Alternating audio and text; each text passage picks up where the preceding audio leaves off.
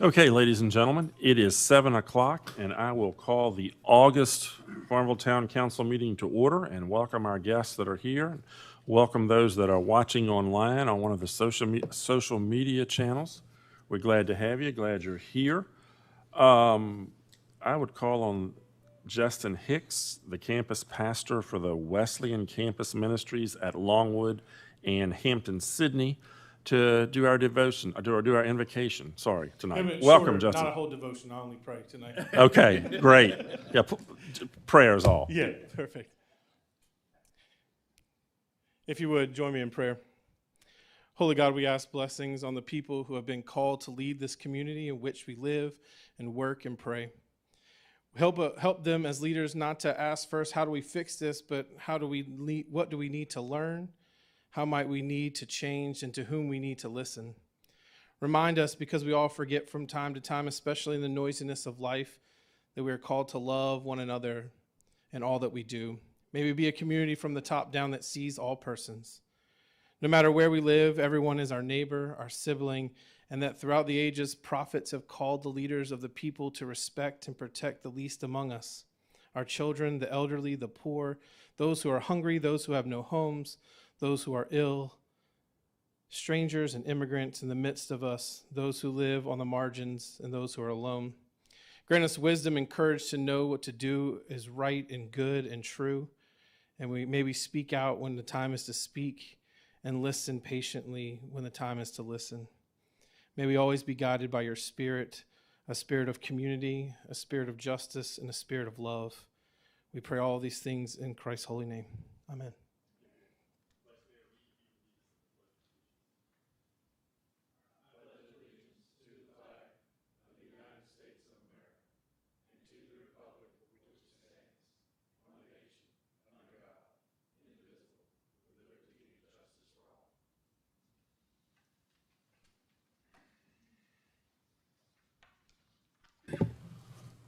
Thank you, Justin and Vice Mayor Reed.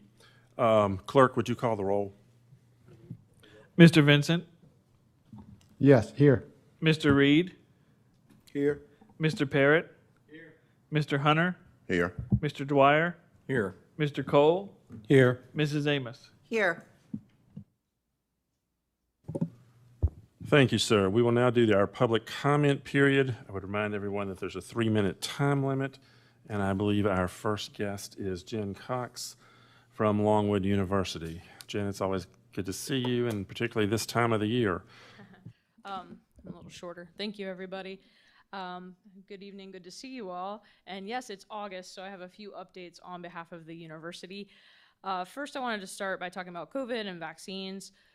Just as a reminder, and I'm sure we've shared this with you all, the COVID vaccination is required for the 21-22 academic year. Students can claim a medical or religious exemption.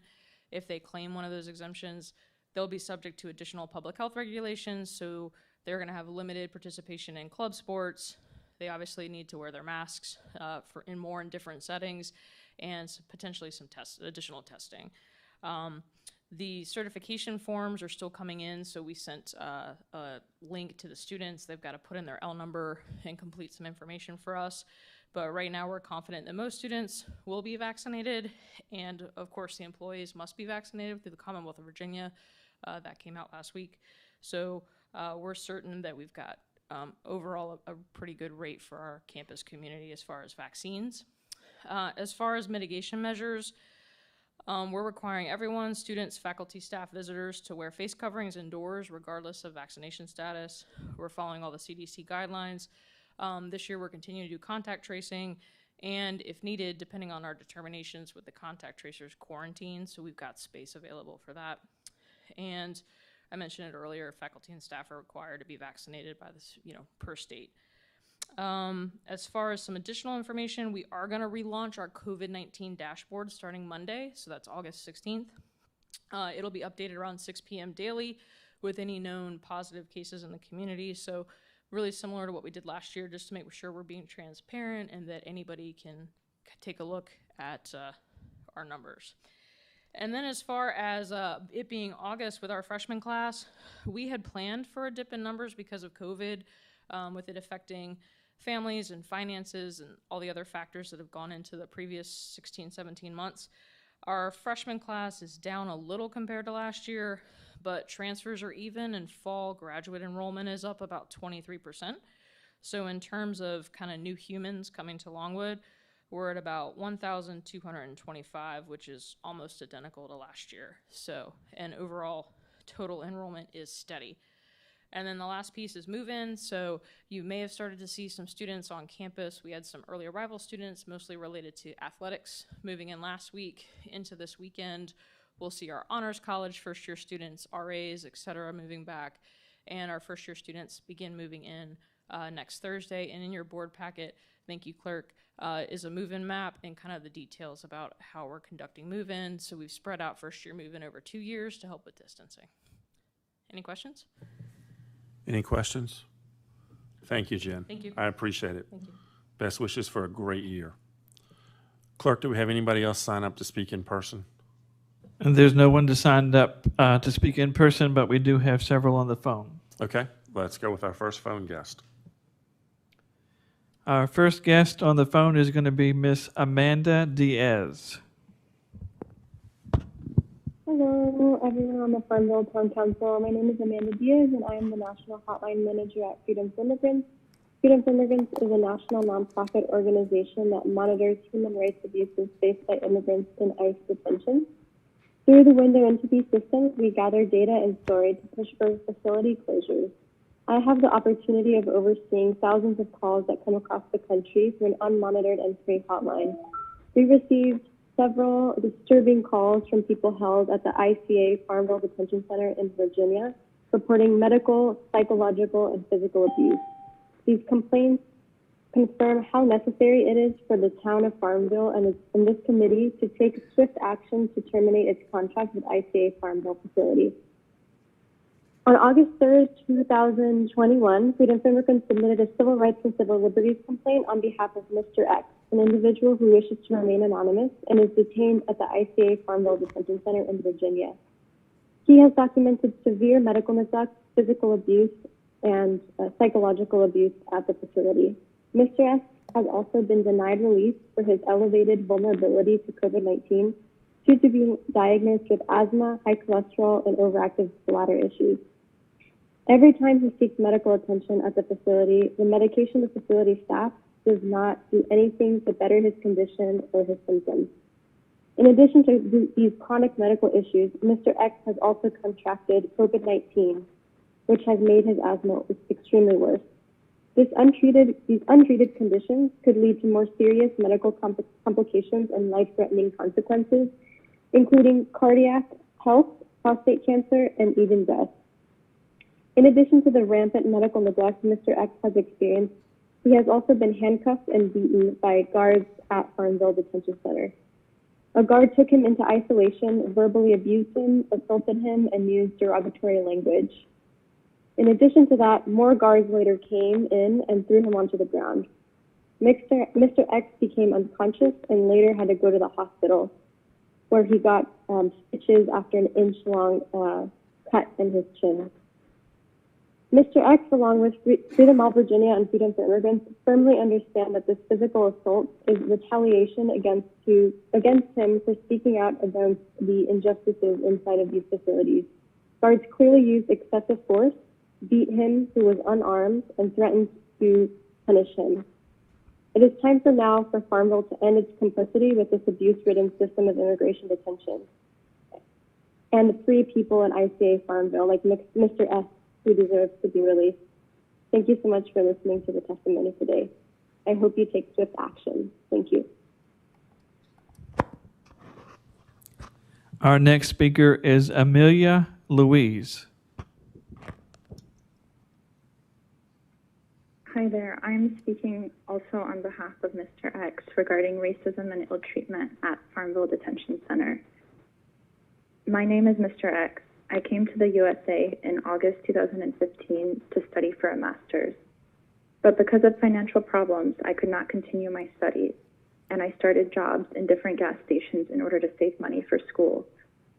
During that time, in 2018, ICE arrested me, arrested me, and I am still in ICE custody today at Farmville Detention Center. I have developed serious medical conditions while in ICE custody in Farmville Detention Center. I have PTSD, anxiety, asthma, high cholesterol, loss of memory, scary dreams while I'm sleeping, and severe pain in my heart, knees, and kidneys. I applied several times for my release under FRIHAT, but ICE denied my every application for release. My case is still pending in the Fourth Circuit Court. I have experienced the worst discrimination, mistreatment, racism, revenge, and retaliation in Farmville Detention Center. I was tortured and beaten by Farmville Detention Center staff members and officers. I fell on the floor unconscious and have medical proof for that incident of torture and brutality. I have also been humiliated, terrorized, and threatened by ICE officers and by Farmville Detention Center staff members and officers who pointed fingers at me and used inappropriate words for me. I wrote many grievances and reported my complaints to ICE and Farmville Detention Center's highest authorities about discrimination, mistreatment, and racism, but all went unanswered or were denied. I believe Farmville Detention Center is the worst place I've ever seen in my life, and I believe Farmville Detention Center should be shut down. Mr. X submits this testimony anonymously out of fear of retaliation. Thank you. Our next speaker is Dina Cruz. Good evening, Mayor and Council members. My name is Dina Cruz, and I'm with the Freedom All Virginia Coalition, which amplifies the demands of people in migrant detention, jails, and prisons.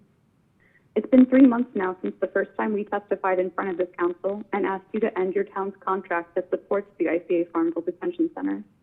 It's been 3 months of council meetings where you've heard testimonies from people who have been imprisoned inside this facility. 3 months of hearing about the abuse, the medical neglect, and psychological harm that people inside endure.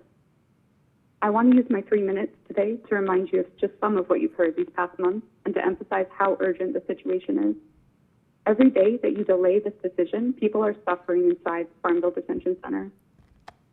Remember the story of the man who desperately needed specialist medical care to help save his failing eyesight and hearing, conditions which incidentally happened as a result of him contracting COVID at ICA Farmville in the first place. Facility staff denied him access to the care that would have helped him retain his senses. Remember the beatings and the retaliation that guards deal out regularly with no consequences. You've heard more about that just this very evening. Remember that complaints and grievances are regularly disregarded and people have no recourse. Remember how ICA Farmville allowed COVID to run rampant through the facility, infecting over 90% of people there. Guards did not allow people to social distance, and staff only separated people when they knew an inspection was coming. Finally, remember James Hill. He died last year because he contracted COVID while imprisoned at ICA Farmville. Remember his life, and remember that he survived by his 2 young daughters.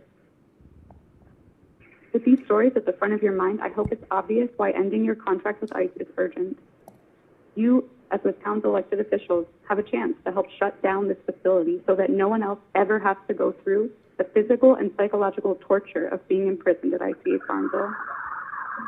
The Freedom All VA Coalition is still waiting for you to meet with us to discuss the issue in more depth and so that we can answer any questions you have. We've been awaiting your response since June, and we hope that you'll schedule this meeting as soon as possible given the urgency of the situation. And as you reflect on what you've heard here tonight, please think about this question. Is the approximately $120 a day you earn from detaining someone at ICA Farmville worth the beatings, worth the medical abuse, worth the torture that people go through so that you can have that money? Please remember that your answer to that question, that your decision or lack of a decision can literally mean someone's life or death. Thank you for your time. Our next speaker is Caroline Campos. Hello.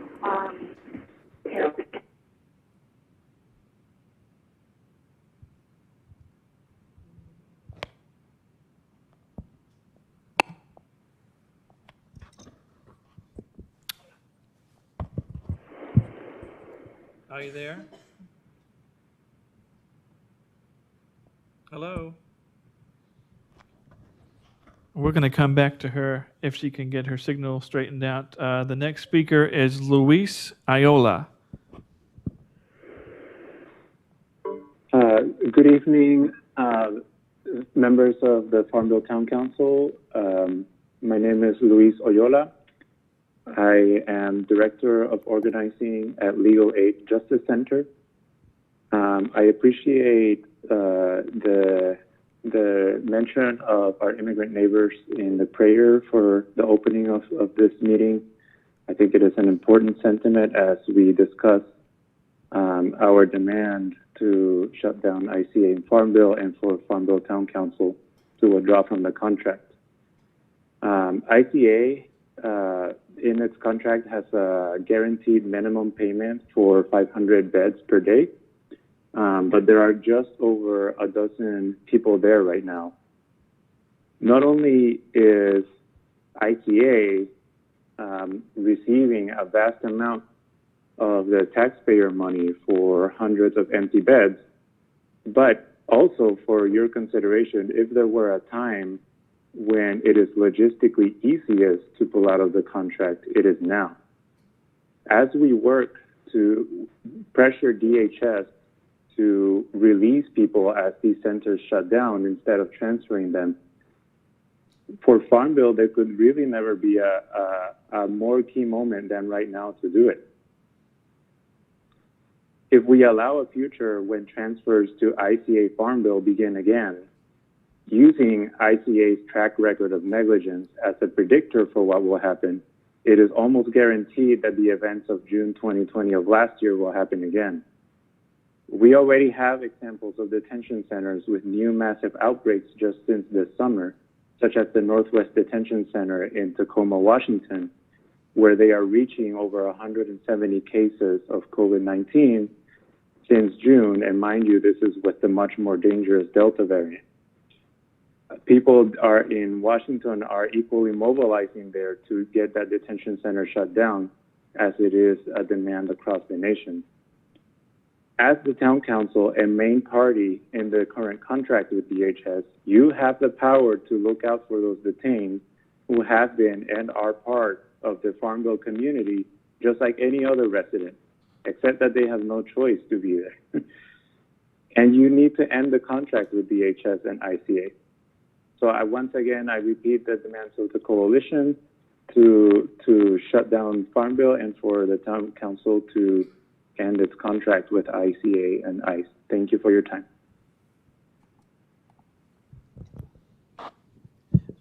Caroline Campos did not come back on the line, so that is all the telephone speakers. Thank you, Clerk. We'll now bring the public comment section to a close and go to our regular order of business. Item number 6, request approval for the consent agenda. Does anybody wish to pull anything out of the consent agenda? If not, do I hear a motion that we approve the consent agenda?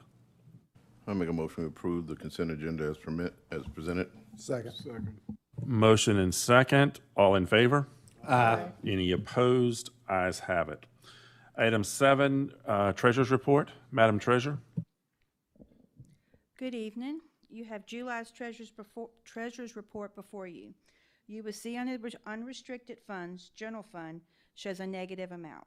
I am planning on combining the unrestricted account online into the general fund account in August, which would help with some of the deficit. Later during the meeting, there is an agenda item appropriating $400,000 from the sewer fund to the general fund that also will help. Do you have any questions? Any questions on the Treasurer's Report? If not, do I hear a motion we approve the Treasurer's Report? Make a motion we approve the Treasury Report. Second. Motion and second. Any additional discussion? If not, all in favor? Aye. Any opposed? Ayes have it. Item 8, discussion amendment to the compensation and classification plan. Mr. Davis. Mayor and members of council, I wanted to bring this before you this evening to let you know that my plan is to change 2 positions. We currently have an opening in a labor 2 position that we have not been able to fill in Public Works. And so I'd like to remove that position and add a operator position. Operator would give us a little bit more ability to hire at a different skill level, and we've lost some operators recently with some of the transition in that department, and we believe, well, we know we can cover it with the existing budget. Any questions? Do I hear a motion? So moved. Second. Motion and second. Any additional discussion? If not, the clerk will call the roll. Mrs. Amos? Yes. Mr. Reed? Yes. Mr. Dwyer? Yes. Mr. Parrott? Yes. Mr. Vincent? Yes. Mr. Hunter? Yes. Mr. Cole? Yes. On a unanimous vote, the request to amend the compensation and classification plan has passed. Thank you, sir. Item 9, request adoption of resolution number 2021-08-01, Buildings and Grounds Roller. This should be good, Mr. Davis. I can. We're amending the budget for an appropriation. Does not take a public hearing because it's less than 1% of the overall, just so you know, for this piece. This is a item in the budget that we had budgeted for $50,000. Obviously, prices have increased when we were getting prices for different equipment than back then when we were building this budget.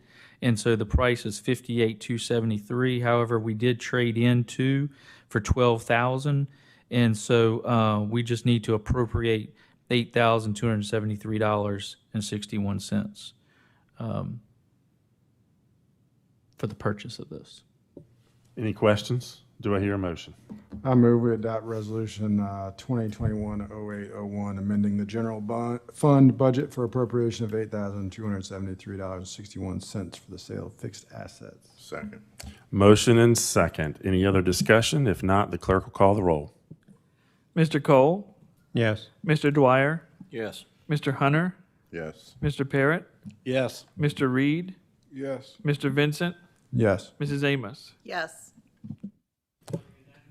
On a unanimous vote, the measure to adopt resolution number 2021-08-01 has passed. Thank you, sir. Item number 11, request adoption of resolution number 2021-08-03, the Wilkes Lake payment. Madam Clerk, this is the last payment, is it not? Mayor, we skipped 10. I was too excited to do this one. I was too excited to do 11. I was around when we bought it. So let's go back and do 10. Request adoption of resolution 2021-08-02, transfer of funds. Mayor, this is something we do every year. We make a bond payment at the end of September, and that payment we pull from the set-aside account, so that's a restricted fund that needs to be transferred to the general fund with your approval. And also, as we close the gap on general fund, in order for it to be self-sustaining, we still need to transfer some money while cash flow is slow this time of year. And so we're requesting to transfer $400,000 from the sewer fund to the general fund. Do I hear a motion? I move that we adopt resolution 2021-08-02. Second. Motion and second. Any additional discussion? If not, clerk will call the roll. Mr. Reed? Yes. Mr. Vincent? Yes. Mrs. Amos? Yes. Mr. Cole? Yes. Mr. Dwyer? Yes. Mr. Hunter? Yes. Mr. Parrott? Yes. On a unanimous vote, the measure to adopt resolution number 2021-08-02 has passed. Now we get to number 11 and our final payment on Wilkes Lake. Yes, sir. We have been doing this for 4 years also. This is our fourth final one. And we will have it paid off after we all will graciously move money from Motley Lake to make this, we'll pay it out of Motley Lake to make this last payment. And you need a motion. Do I hear a motion? So moved. Second. Motion and second. Hey, guys, this is exciting. We're paying something off. Any additional discussion? If not, the clerk will call the roll. Mr. Dwyer, Yes. Mr. Hunter, Yes. Mr. Parrott, Yes. Mr. Reed, Yes. Mr. Vincent, Yes. Mrs. Amos, Yes. Mr. Cole. Yes. On a unanimous vote, the measure to authorize the treasurer to make the annual Wilkes Lake payment has passed. Final Wilkes Lake payment, yes. Mayor, can I make one comment to Sure. that? Just so it's recognized that we still will have money in the Motley Lake account, which is a restricted fund that you will have to determine where we put that money in the future. And we can talk about that at a later point in time. But that is money that can be still in a restricted fund. I would say maybe to reduce funds that we do away with it and put it in the set-aside account. But that'll be up to the Finance Committee to I was bring going to back. say, let's put that in the Finance Committee and let them make a recommendation. Item number 12 is a discussion of the American Rescue Plan Act 2021 funds. Mr. Davis, you have promised me that this will not be lengthy, right? No, sir. I actually sent you all an email prior to this with some highlights of this 42-page FAQ of the interim rule. And it's interim because they continue to make changes on the ruling from the Treasury as this progresses. And I think the FAQs are a lot easier to read than the actual report from the Treasury of the act, the plan, the act that was adopted by Congress. In those highlights, just to give you some brief discussion if you want, I don't have anything specific to tell you, yes, we can use it for. What I would suggest is that this money doesn't have to be allocated and spent until 2024. It's a little over $4 million. Next year, we'll get another $4 million. That doesn't have to be spent and allocated until 2026.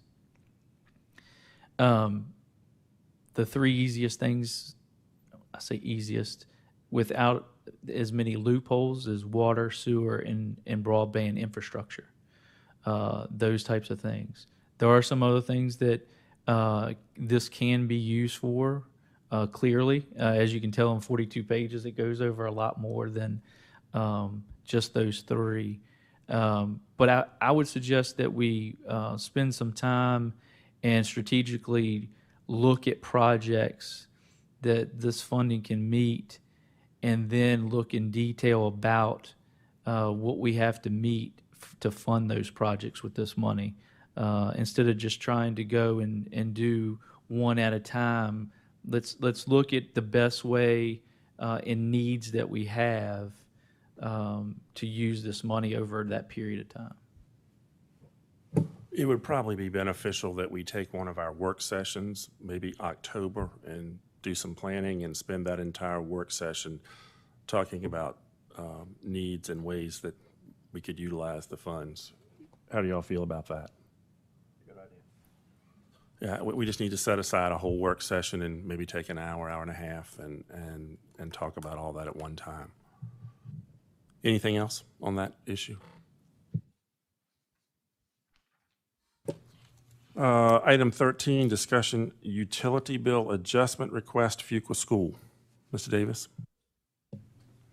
You have a letter in your packet from the head of school for Fuqua School. It came to their attention a few weeks after the fact that what they believe, and they're not blaming the town necessarily, but what seems to have transpired, it was around that when we had our major water issue, that when the lines came back pressurized, they had an old line at the field house near the football field that had been capped off, toilets and those types of things. And it had just been now used as storage. And their bill, when we read the meter, that it was called and let them know they were cutting the meter off. Because they had used over 500,000 gallons of water. Traditionally, that time of year, they only use about 68 to 50-some thousand gallons of water.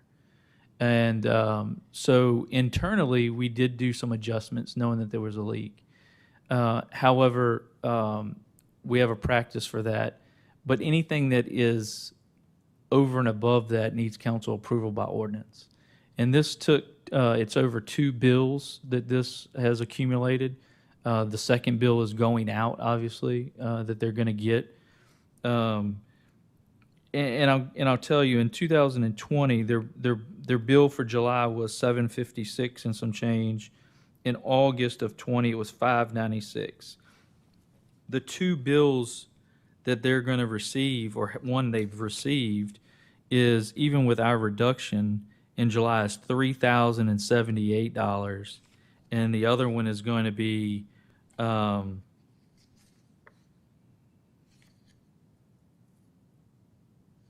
had it. $3,100. So combined, it's a $6,000, and I mean that it's been fixed now, but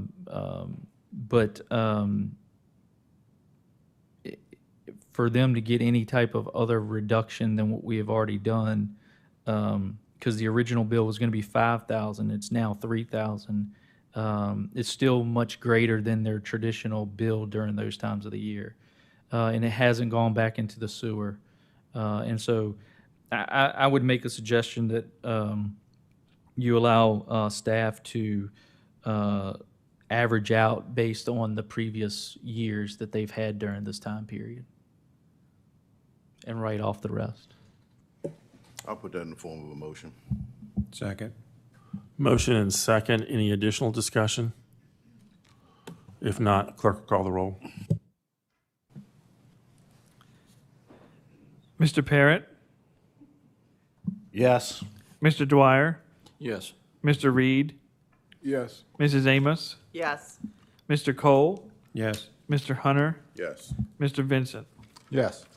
On a unanimous vote, the measure to average out the bills based on the previous years and waive the rest has passed. We have a question in regards to that down here. I'm curious as to how that much water could not go unnoticed. My understanding is it's not a facility that's used. It's got water. It's down. It's a field house that's got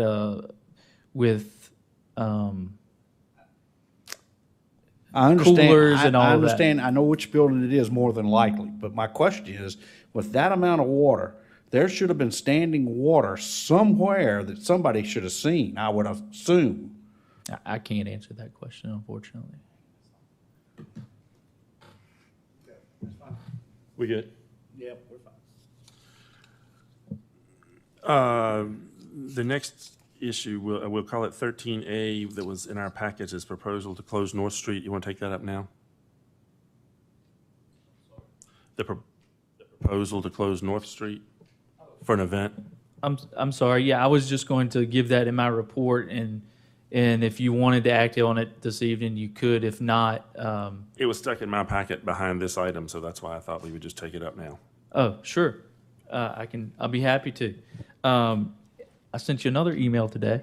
I've received information today on the logistics and the details of Heart of Virginia after event.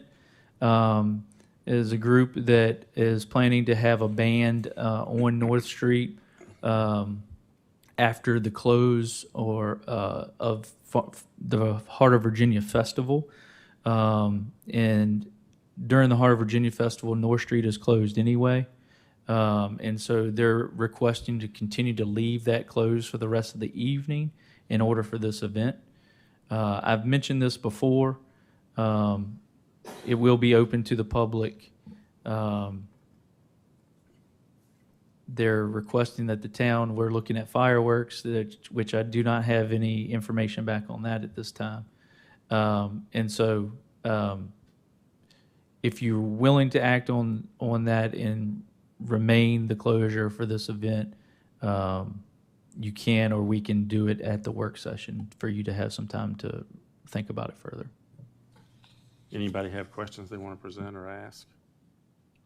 How long a period are they talking about closed it? In that information, in order for cleanup and everything after the event ends at 10, but they would like to keep it closed till midnight so that they can clean up after the event.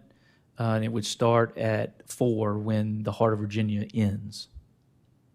So will this band be outside or on the Yes, there'll be a street? stage in the parking lot of Wells Fargo, and there'll be actually 3 to 4 different bands of different types of music. I guess that answered my question. Wells Fargo wouldn't have a problem with it, right? According to the event coordinators, no. Okay. Any other questions? Council want to act on it tonight, or do you want to think about it? I'll make a motion to close it, to accept it. Second. Motion and second. Any additional conversation? If not, all in favor? Aye. Any opposed? Ayes have it. Mr. Davis, staff reports. Yes, sir. Finance and ordinance, just a reminder that meeting, we did not meet in July, obviously, and so we have several things that were given to that committee to discuss this month from last meeting. So we'll have a pretty good agenda. Items for infrastructure committee to meet. I've had 2 requests for alley abandonments recently. One is a section between the rear of the properties of the 500 block of South Bridge Street and South Virginia Street. And the other, and both of these are undeveloped alleys, by the way, they're not developed alleys, is between the rear yards of the 800 block of Hill Street and First Avenue. So I'll be bringing those two items to the infrastructure committee soon. The other is in conversation with Mr. Dwyer, who had a conversation with a citizen. The citizen would like for us to look at installing a stop sign at 4th Avenue Extended at Hurd Street, where you would, I think it's the only part of the intersection that does not have a stop sign. Mr. Dwyer? I took a look at it. It as you're coming from Gillum. As you come from Gillum, you can keep straight all the way to the end. And as you're coming from the other end, heading up Gillum, you might say, it does not have a stop sign on 4th Avenue at Hurd Street, coming from the lower end. So you can follow 4th Avenue extension all the way through without stopping. I'm happy to explain what it is, the situation they had, unless you want. Sure. So it sounds like it's a 2-way stop, only on Hurd, both directions on Hurd. Correct. And so the suggestion is making it a 4-way stop. Right. The reason, and I've done a lot of walking in the neighborhood, and there's a lot of folks walking in the neighborhood, but if you're coming down 4th Avenue extension and into the direction of from Gillum, heading down toward the Hurd Street, as you make that right-hand turn onto Hurd, and then let's say that you are walking on Hurd Street heading toward 4th Avenue Extension, you would be walking on the left-hand side facing traffic. As you get to the top of the hill, and the car would be coming around the curve on 4th Avenue, making a right onto Hurd Street. There's a large tree in that yard, and it's just a blind shot around that turn, and the resident feels that some folks take that turn without slowing down. I think that's very accurate. And next thing you know, somebody could be right around the other corner walking dogs, that type of thing. I agree that it needs to be looked at. Matter of fact, and wherever I've not verified it, but the resident did say that there has been at least one accident at that intersection. So that's it. I think at the same time, you ought to evaluate Sanford. I mean, you got traffic that flies down 4th Avenue anyway, so that gives you another stop. It may slow it down. You do have a lot of walkers on 4th Avenue. And there at Sanford, it's also the same thing. You've got stop signs on Sanford and Gillum, but you don't have anything on 4th. Infrastructure committee? They'll be busy. You pretty much cleaned up your agenda, so we need to start over. So the infrastructure committee will take a look at those two intersections. And the lady is correct. There was an accident there within the last month because I travel that intersection every day, and I went through the day when there was an accident. And what happened is somebody swung that turn, and there was apparently a car there, and they just hit them. Other items. We have our first party bike permit issued today, so they will be in operation soon. We've issued the RFP for interest in any solar project at the old landfill. We've also issued an RFP for the ground penetrating radar. Actually, not an RFP, a purchase order to get that completed. The RFP is almost done to be out for the movement of the monument to the Confederate Cemetery. Also, I'm happy to announce, and I think I've told you all this as well in other communications, is that we have hired a new recreation director, Thomas Woodson. He starts Monday, and I plan to bring him to introduce to you all at the work session. The chamber is giving their monthly Looking Their Best award to the town for the paving and the update to the clock to play music and chime again. So congratulations to our staff that the town of Farmville is looking their best, which is traditionally a business. So I'm going to have some people from Public Works to be with us next Thursday, the 19th, when they present that. And it'd be nice if members of council could be here at 11 o'clock for that presentation as well. Just another update. I've mentioned to you all before about Haines Street Park. We have several organizations that are interested in enhancing and truly making that a park. They're having an event there this weekend on the 14th. One of the community groups, that same community group donated 3 benches, which are going to be installed. So starting that process to have some activity there. And we sent out surveys to find out what the neighborhood that park serves is interested in. And so as of right now, we've gotten over 100 in some surveys back of almost 500 sent out. So that's not bad. We're hoping that we get some more. And we're going to compile all that information so that we can tell what is most important for that neighborhood. That's all I have, Mayor. Sounds great. Staff-wise, anybody else, Madam Treasurer? Okay. Committee reports. Mr. Cole, your committee did not meet. Yes, and that way we didn't have more things piled on top of us like the infrastructure committee did. We will be meeting on the 26th, and one of our goals in the meeting is to come back to council with a recommendation for the retirement insurance plan. I know the staff, a lot of the staff are wondering what we're going to do with it, so we're going to try to bring something back of how we're going to, I guess, allow people that don't have the 25 years and what they would be eligible for. So hopefully that'll be either at the work session or the council, September council.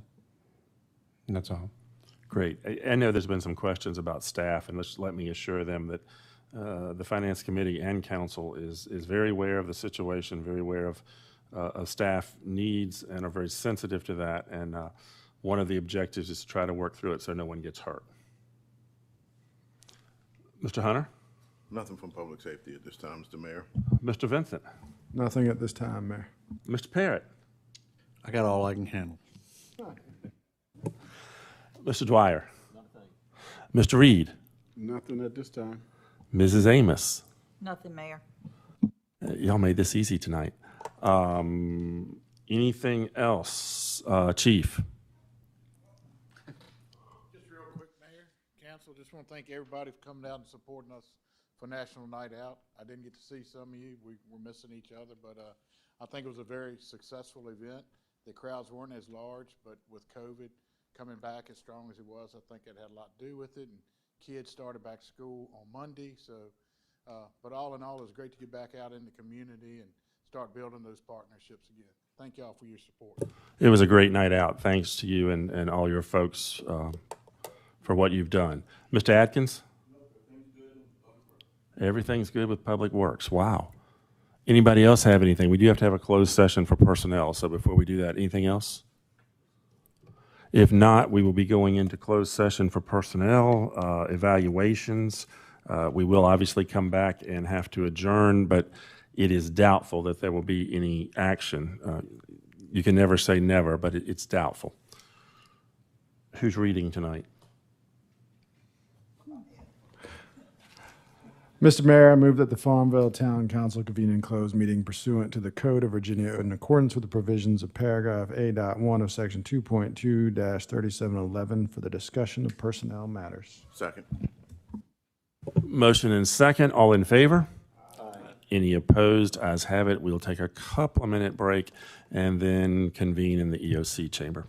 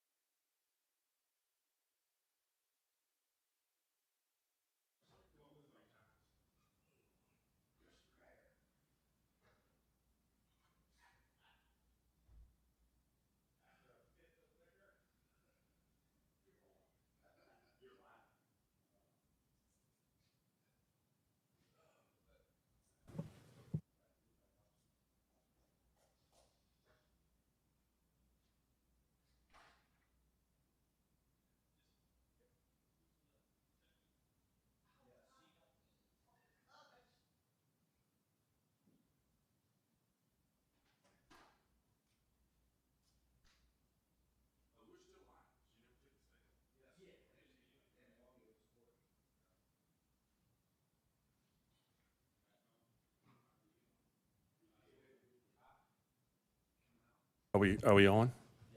Okay. I need a motion to come out of closed session. Make a motion, we come out of closed session. I know, but I mean, I thought for the reading. There's Mr. Reed. Wait just a minute, Brian. Get your glasses on.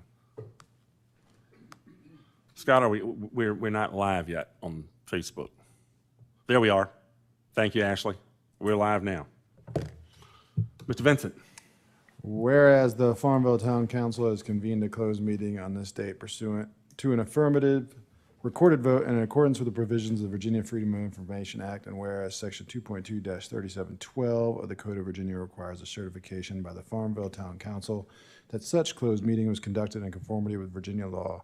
Now therefore be it resolved that the Farmville Town Council hereby certifies that to the best of each member's knowledge, only public business matters lawfully exempted from open meeting requirements by Virginia law were discussed in the closed meeting to which this certification resolution applies, and only such public business matters as were identified in the motion convening the closed meeting were heard, discussed, or considered by the Farmville Town Council. Second. Motion and second. Mr. Davis, you call the roll. Yes. Yes. Yes. Yes. Yes. Yes. Okay, we are now back in open session. Mr. Mayor, in light of the excellent evaluation performance of our town manager, I'd like to make a motion to increase his salary to $130,000 annually. Effective. Hold on. Effective immediately? Immediately, yeah. Or with the next pay cycle? Next pay cycle, there you go. Yeah, okay. Motion and second that the town manager's annual salary be increased to $130,000 a year. Any other discussion? If not, Mr. Davis, would you call the roll? Yes. Turn your mic on. Yes. Mr. Parrott? Yes. Mr. Dwyer? Yes. Mr. Reed? Yes. Ms. Amos? Yes. Mr. Cole? Yes. Okay. If no other business, I'll entertain a motion to adjourn. So moved. Second. Motion and second to adjourn. All in favor? Aye. Any opposed? Ayes have it. The meeting is adjourned.